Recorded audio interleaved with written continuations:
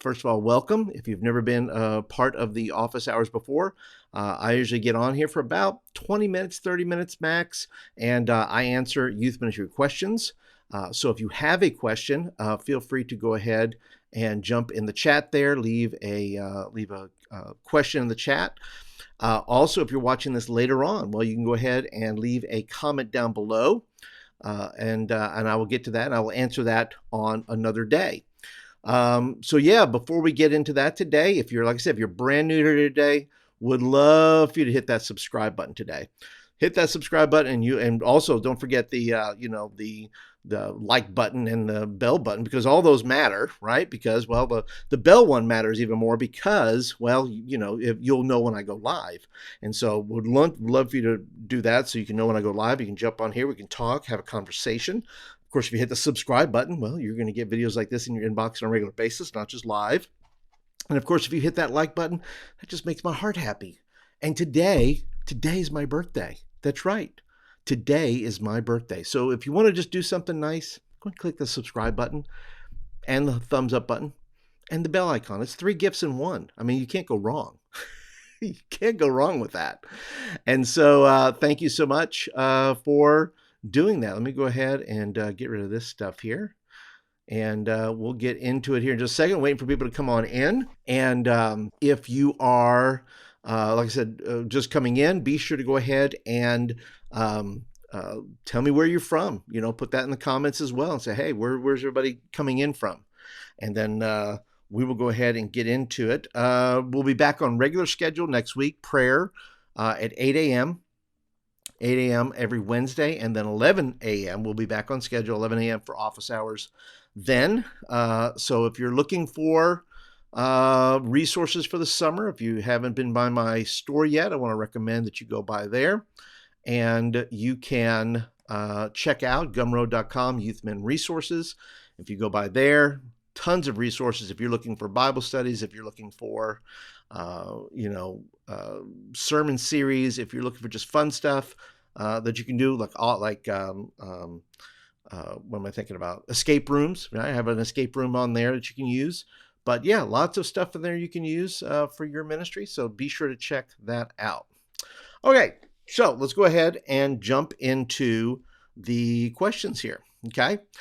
Question number one. This is a question that I see a lot across social media and just in, when I'm gathering with other youth pastors, people will, ask this question is, what is really working for you in Sunday school?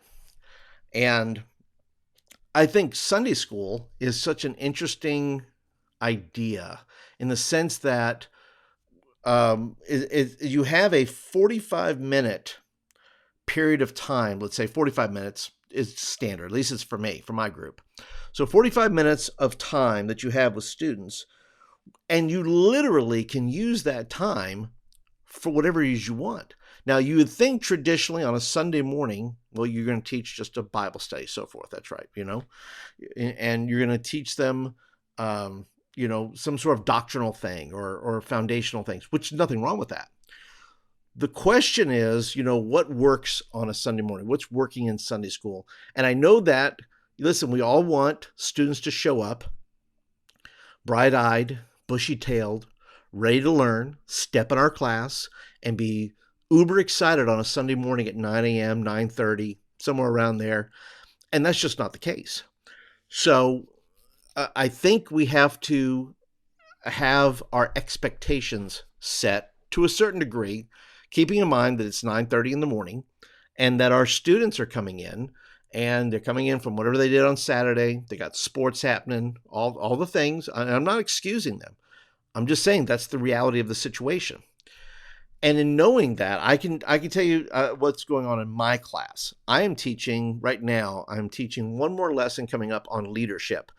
I find that this is a good place to talk about some very applicable things. Not necessarily, they're not, what I would say, knowledge-based things per se, but they're super applicable in the sense of saying, look, we want to talk about leadership and the way I talk about leadership is not only is it leadership principles that they can use in everyday life, but then I get to talk about leadership within the scope of our youth ministry. and I get to share those kind of things. And once again, leadership, there's theology to leadership, right? Jesus says, look, to whom much is given, much is required, right? So talking about leadership, is to me a part of something you can teach on a Sunday morning. But I also give my students 15 minutes to do nothing up front. I don't start on time ever, because I want them to come in. I want them to sit down. It's not like school that when the bell rings, that suddenly we're now into learning mode. And so what I do is make sure I have a pantry filled with cereal and Pop-Tarts, orange juice, all those things. So they got that first 15 minutes to kind of, because I think what we're doing too as youth workers, we think, well, man, Paul, I got to fill up that whole 45 minutes with nothing but teaching. And I'm saying, well, you can look at it that way, or you could say, look, 15 minutes of them coming in, eating, getting comfortable. They're not running just right from the car, sitting down, and suddenly they're in the lesson. But you're giving them some space to kind of decompress from getting up early, driving with their mom and dad, coming to Sunday school, and you get that 15 minutes. And now you look, well, Paul, is 30 minutes enough? I think 30 minutes is more than enough to teach a lesson. So I think what works on a Sunday morning is based on our expectations of what works. For me, it's all discipleship. For me, sitting there eating a Pop-Tart with a bunch of kids is as much discipleship as me teaching them on the authority of Christ, or or the second coming, or some doctrinal thing like that. Both need to be known, right? There's the relational part, but then there's the information they need. But the real discipleship doesn't happen when I'm teaching the lesson. Teaching the lesson is what I do.